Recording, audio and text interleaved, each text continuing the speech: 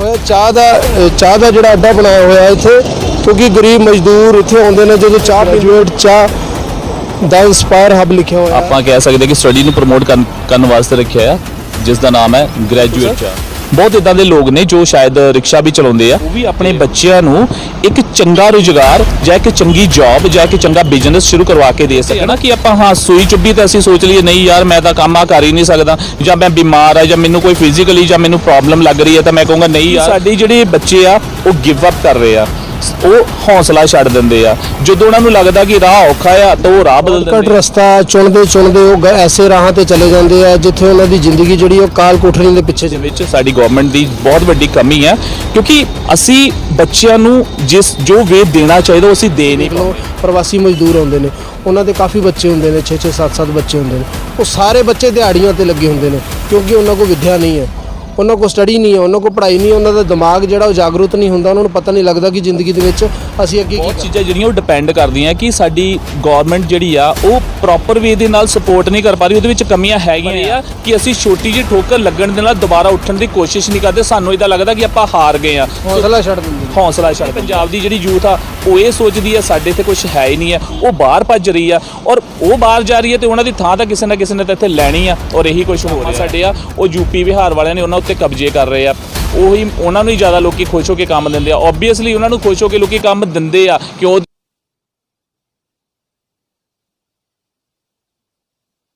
ਸਤਿ ਸ਼੍ਰੀ ਅਕਾਲ ਜੀ, ਤੁਸੀਂ ਦੇਖ ਰਹੇ ਹੋ ਨਵ ਪੰਜਾਬ। ਮੈਂ ਨਵੀ ਸੰਧੂ ਲੈ ਕੇ ਆਇਆ ਤੁਹਾਨੂੰ ਜਲੰਧਰ ਦੇ ਵਿੱਚ ਜਿਹੜਾ ਰੋਡ ਨਕੋਦਰ ਚੌਂਕ ਵਾਲਾ ਰੋਡ ਹੈ, ਜੋਤੀ ਚੌਂਕ ਨੂੰ ਜਾ ਰਿਹਾ ਹੈ।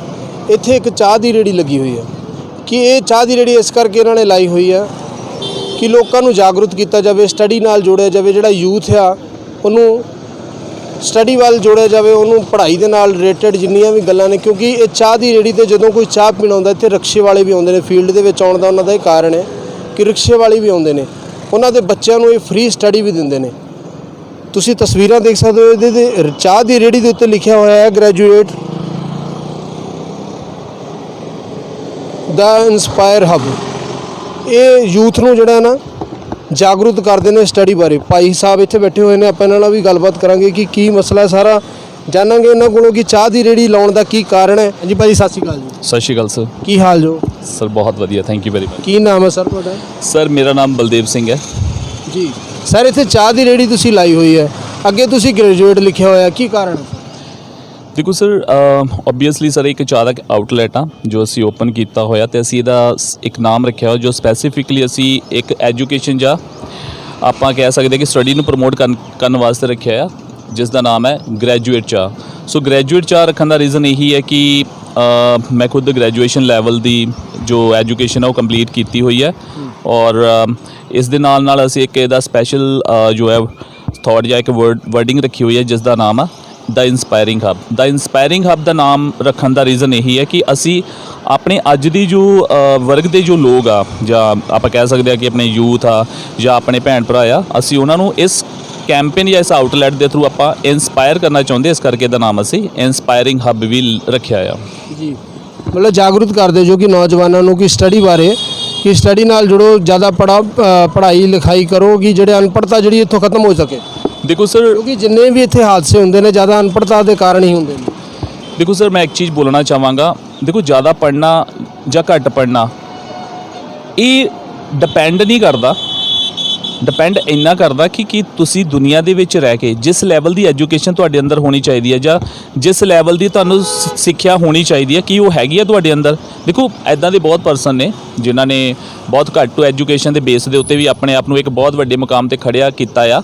ਉਹ ਕਿਉਂ ਕੀਤਾ? ਜ਼ਰੂਰੀ ਨਹੀਂ ਹੈ ਕਿ ਤੁਹਾਡੀ ਐਜੂਕੇਸ਼ਨ ਕਿਸ ਲੈਵਲ ਦੀ ਹੈ, ਪਰ ਇਹ ਚੀਜ਼ ਜ਼ਰੂਰ ਮੈਟਰ ਕਰਦੀ ਹੈ ਕਿ ਭਾਵੇਂ ਐਜੂਕੇਸ਼ਨ ਤੁਹਾਡੀ ਕਿਸੇ ਵੀ ਲੈਵਲ ਦੀ ਹੋਵੇ, ਪਰ ਉਸ ਲੈਵਲ ਤੱਕ ਤੁਸੀਂ ਕਿੰਨੀ ਐਫਰਟਸ ਲਾਈ ਆ, ਤੁਸੀਂ ਕਿੰਨੀ ਜ਼ੀਲ ਜਾਂ ਕਿੰਨੀ ਕਿਊਰੀਓਸਿਟੀ ਦੇ ਨਾਲ ਤੁਸੀਂ ਆਪਣੇ ਆਪ ਨੂੰ ਪ੍ਰਮੋਟ ਕੀਤਾ ਆ, ਉਹ ਜ਼ਿਆਦਾ ਮਾਇਨੇ ਰੱਖਦਾ ਆ। ਸੋ ਮੇਰਾ ਮੰਨਣਾ ਇਹ ਆ ਕਿ ਹਾਂ, ਜੋ ਅਸੀਂ ਇੱਥੇ ਬੈਠੇ ਉਹ ਇਸ ਲਈ ਬੈਠੇ ਆ, ਅਸੀਂ ਦੇਖਣਾ ਚਾਹੁੰਦੇ ਇੱਦਾਂ ਦਾ ਕਿਹੜਾ ਐਰਰ ਆ ਜੋ ਸਾਡੇ ਭੈਣਾਂ ਭਰਾਵਾਂ ਜਾਂ ਸਾਡੀ ਯੂਥ ਦੇ ਵਿੱਚ ਆ ਰਿਹਾ ਆ, ਜਿਹਦੇ ਕਰਕੇ ਉਹ ਆਪਣੇ ਆਪ ਨੂੰ ਉਸ ਵੇ ਦੇ ਨਾਲ ਸਟੈਂਡ ਨਹੀਂ ਕਰ ਪਾ ਰਹੇ ਆ ਜਾਂ ਉਸ ਵੇ ਦੇ ਨਾਲ ਅੱਗੇ ਨਹੀਂ ਲੈ ਕੇ ਆ ਰਹੇ ਆ ਜਿਹੜਾ ਵੇ ਸਾਨੂੰ ਹੋਰਨਾਂ ਦੇਸ਼ਾਂ ਵਿੱਚ ਦੇਖਣ ਨੂੰ ਮਿਲਦਾ ਆ। ਸਾਨੂੰ ਇੱਦਾਂ ਲੱਗਦਾ ਕਿ ਬਾਹਰਲੇ ਦੇਸ਼ਾਂ ਦੇ ਵਿੱਚ ਜ਼ਿਆਦਾ ਤਰੱਕੀ ਆ, ਉੱਥੇ ਜ਼ਿਆਦਾ ਡਿਵੈਲਪਮੈਂਟ ਆ, ਪਰ ਇੱਦਾਂ ਦੀ ਚੀਜ਼ ਦੀ ਕਿਹੜੀ ਕਮੀ ਆ? ਸਾਰੇ ਸਾਇੰਟਿਸਟ, ਸਾਰੇ ਡਾਕਟਰ, ਸਾਰੇ ਐਡਵੋਕੇਟਸ ਜਾਂ ਇੱਥੋਂ ਹੋਰ ਵੀ ਜਿਹੜੇ ਟੈਕਨੀਕੈਲਿਟੀ ਦੀ ਗੱਲ ਕਰੀਏ ਤਾਂ ਕੰਪਿਊਟਰ ਦੇ ਵਿੱਚ ਮਾਈਕਰੋਸਾਫਟ ਕੰਪਨੀ ਤੱਕ ਸਾਡੇ ਹੀ ਕੰਟਰੀ ਦੇ ਵਿੱਚੋਂ ਸਭ ਤੋਂ ਜ਼ਿਆਦਾ ਬੱਚੇ ਜਾਂਦੇ, ਫਿਰ ਉਹ ਕਿੱਦਾਂ ਜਾਂਦੇ ਆ?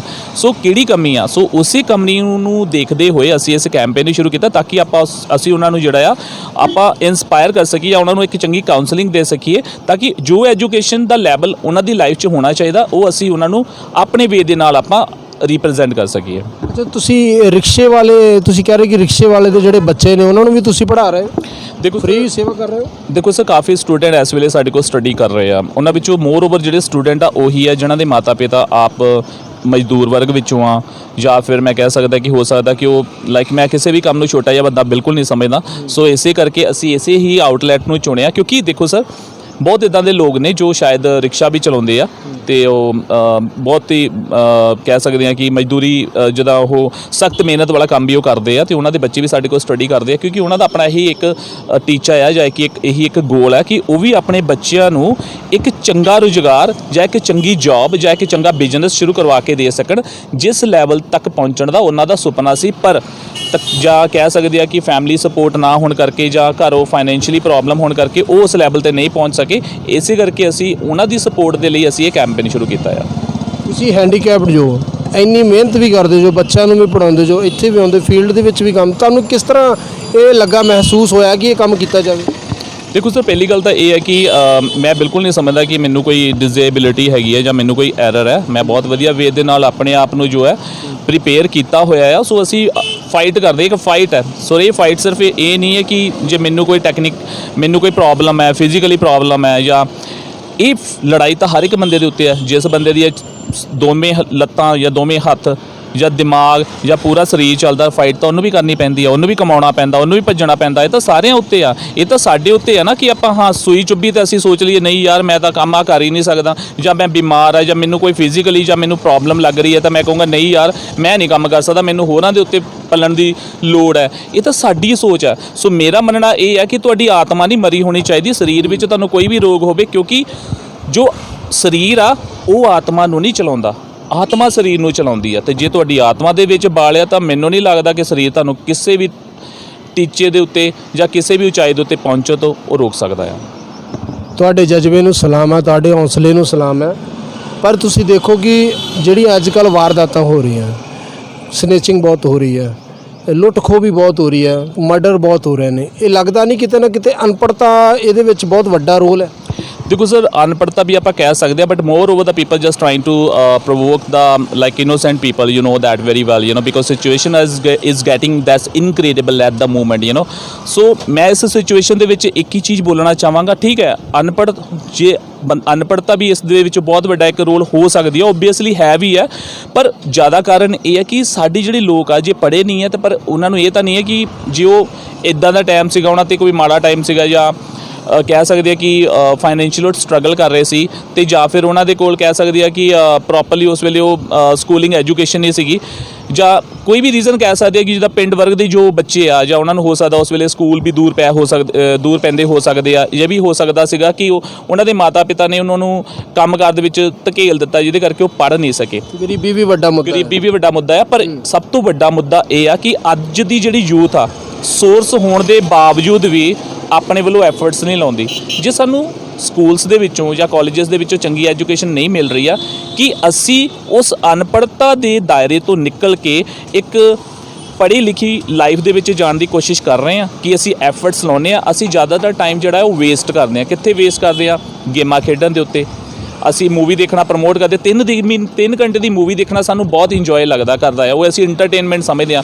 ਪਰ ਜੀ ਉਹੀ 3 ਘੰਟਿਆਂ ਵਿੱਚੋਂ ਸਿਰਫ ਅਤੇ ਸਿਰਫ ਅਸੀਂ ਹਾਫ ਐਨ ਆਰ ਜਾਂ 45 ਮਿੰਟ ਆਪਾਂ ਸਟੱਡੀ ਨੂੰ ਦਈਏ ਜਾਂ ਉਹਦੇ ਵਿੱਚ ਆਪਾਂ ਕੁਝ ਨਵਾਂ ਸਿੱਖੀਏ ਜਾਂ ਕੁਝ ਕਰਨ ਦੇ ਲਈ ਆਪਾਂ ਪਲੈਨਿੰਗ ਬਣਾਈਏ ਤਾਂ ਸ਼ਾਇਦ ਆਪਾਂ ਬਹੁਤ ਉੱਪਰ ਤੱਕ ਜਾ ਸਕਦੇ ਹਾਂ। ਸੋ ਮੈਨੂੰ ਇਹ ਚੀਜ਼ ਨੂੰ ਅਸੀਂ ਵੀ ਦੇਖਦੇ ਹਾਂ, ਸਨੈਚਿੰਗ ਵੀ ਵੱਧ ਚੁੱਕੀ ਆ, ਬੇਰੁਜ਼ਗਾਰੀ ਵੀ ਵੱਧ ਚੁੱਕੀ ਆ।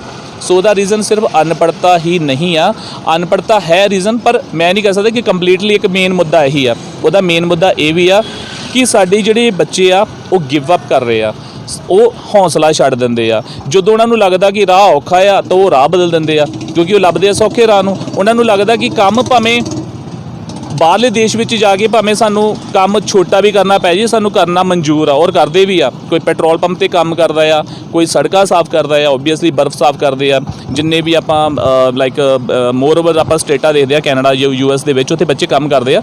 ਸੋ ਮੇਰੇ ਕਹਿਣ ਦਾ ਮਤਲਬ ਸਿਰਫ ਇੰਨਾ ਆ ਕਿ ਬੱਚੇ ਪੜ੍ਹੇ ਲਿਖੇ ਹੋਣ ਤੋਂ ਬਾਅਦ ਵੀ ਆਪਣੇ ਸਕਿੱਲਸ ਨੂੰ ਯੂਜ਼ ਨਹੀਂ ਕਰਦੇ, ਔਰ ਜਿਹੜੇ ਬੱਚੇ ਪੜ੍ਹੇ ਵੀ ਆ ਉਹ ਵੀ ਤਾਂ ਨਸ਼ੇ ਵਿੱਚੋਂ ਬਹੁਤ ਹੋਰ ਜ਼ਿਆਦਾ ਕਰਦੇ ਹੀ ਆ। ਉਹਨਾਂ ਨੂੰ ਭਟਕਾਇਆ ਜਾ ਰਿਹਾ, ਉਹਨਾਂ ਦੀ ਲਾਈਫ ਦੇ ਵਿੱਚ ਹੋ ਸਕਦਾ ਕੁਝ ਪ੍ਰੋਬਲਮਸ ਹੋਣ, ਫਾਈਨੈਂਸ਼ੀਅਲ ਪ੍ਰੋਬਲਮ ਹੋ ਸਕਦੀ, ਜਿਹਨਾਂ ਕਰਕੇ ਉਹਨਾਂ ਨੂੰ ਪ੍ਰੋਵੋਕ ਕੀਤਾ ਜਾਂਦਾ ਕਿ ਤੁਸੀਂ ਸ਼ਾਰਟ ਲੈਵਲ ਚੁਣ ਲਓ ਜਾਂ ਕੋਈ ਸ਼ਾਰਟ ਵੇ ਚੁਣ ਲਓ, ਜਿਹਦੇ ਨਾਲ ਤੁਸੀਂ ਬਹੁਤ ਵੱਡੇ ਲੈਵਲ ਤੱਕ ਜਾ ਸਕਦੇ ਆ। ਸੋ ਇਹ ਕਹਿ ਸਕਦੇ ਆ ਕਿ ਇਹਦੇ ਵਿੱਚ ਬਹੁਤ ਜਿਹੜੀਆਂ ਚੀਜ਼ਾਂ ਉਹ ਉਕਸਾਉਣ ਵਾਲੀਆਂ, ਜਿਹੜੀਆਂ ਬੱਚਿਆਂ ਨੂੰ ਉਕਸਾ ਰਹੀਆਂ ਆ। ਸ਼ਾਰਟਕਟ ਰਸਤਾ ਚੁਣਦੇ ਉਹ ਐਸੇ ਰਾਹਾਂ ਤੇ ਚਲੇ ਜਾਂਦੇ ਆ ਜਿੱਥੇ ਉਹਨਾਂ ਦੀ ਜ਼ਿੰਦਗੀ ਜਿਹੜੀ ਉਹ ਕਾਲ ਕੋਠੜੀ ਦੇ ਪਿੱਛੇ ਚਲੇ ਜਾਂਦੀ ਹੈ। ਬਿਲਕੁਲ ਸਹੀ ਕਹਿ ਰਹੇ ਆ ਸਰ, ਬਹੁਤ ਵੱਡੀ ਐਗਜ਼ਾਮਪਲਸ ਹੈਗੀਆਂ। ਮੈਂ ਪਾਰਟਿਕੂਲਰਲੀ ਨਾਮ ਨਹੀਂ ਲੈਣਾ ਚਾਹੁੰਦਾ, ਪਰ ਇਹ ਸਾਨੂੰ ਪਤਾ ਆ ਜੋ ਬਹੁਤ ਹੀ ਵੱਡੀ ਕਮੀ ਆ ਸਾਡੇ ਦੇਸ਼ ਦੇ ਵਿੱਚ, ਸਾਡੀ ਗਵਰਨਮੈਂਟ ਦੀ ਬਹੁਤ ਵੱਡੀ ਕਮੀ ਆ, ਕਿਉਂਕਿ ਅਸੀਂ ਬੱਚਿਆਂ ਨੂੰ ਜੋ ਵੇ ਦੇਣਾ ਚਾਹੀਦਾ ਉਹ ਅਸੀਂ ਦੇ ਨਹੀਂ ਪਾਉਂਦੇ। ਉਹ ਐਜੂਕੇਸ਼ਨ ਅਸੀਂ ਸਕੂਲਸ ਵੀ ਖੋਲ੍ਹੇ ਆ, ਕਾਲਜਸ ਵੀ ਖੋਲ੍ਹੇ ਆ, ਬਹੁਤ ਵਧੀਆ ਲੈਵਲ ਦੇ ਉੱਤੇ ਬਾਹਰੋਂ ਬੱਚੇ ਪੜ੍ਹਨ ਆ ਰਹੇ ਆ। ਸੋ ਸਾਡੇ ਦੇਸ਼ ਦੇ ਵਿੱਚ ਐਜੂਕੇਸ਼ਨ ਦਾ ਸਿਸਟਮ ਵੀ ਬਹੁਤ ਵਧੀਆ ਹੋ ਗਿਆ ਆ।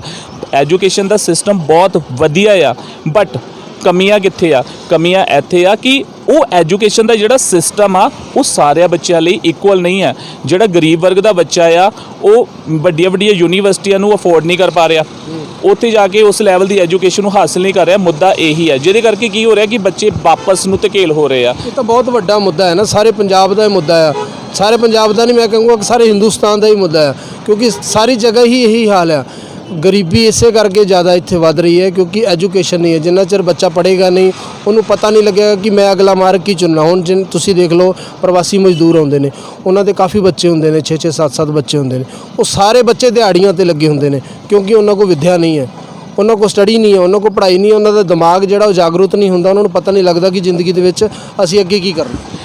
ਦੇਖੋ ਸਰ, ਮੈਂ ਇਹ ਤੁਹਾਡੀ ਗੱਲ ਨਾਲ ਬਿਲਕੁਲ ਸਹਿਮਤ ਹਾਂ, ਪਰ ਇੱਕ ਚੀਜ਼ ਹੋਰ ਵੀ ਹੈ। ਦੇਖੋ ਸਰ, ਹਾਂ, ਇੱਕ ਗੱਲ ਇਹ ਹੈ ਕਿ ਬਹੁਤ ਚੀਜ਼ਾਂ ਜਿਹੜੀਆਂ ਉਹ ਡਿਪੈਂਡ ਕਰਦੀਆਂ ਕਿ ਸਾਡੀ ਗੌਰਮੈਂਟ ਜਿਹੜੀ ਆ ਉਹ ਪ੍ਰੋਪਰ ਵੇ ਦੇ ਨਾਲ ਸਪੋਰਟ ਨਹੀਂ ਕਰ ਪਾ ਰਹੀ। ਉਹਦੇ ਵਿੱਚ ਕਮੀਆਂ ਹੈਗੀਆਂ ਆ, ਪਰ ਜ਼ਿਆਦਾਤਰ ਕਮੀਆਂ ਜੇ ਆਪਾਂ ਦੇਖੀਏ ਤਾਂ ਉਹ ਸਾਡੇ ਵਿੱਚ ਵੀ ਆ।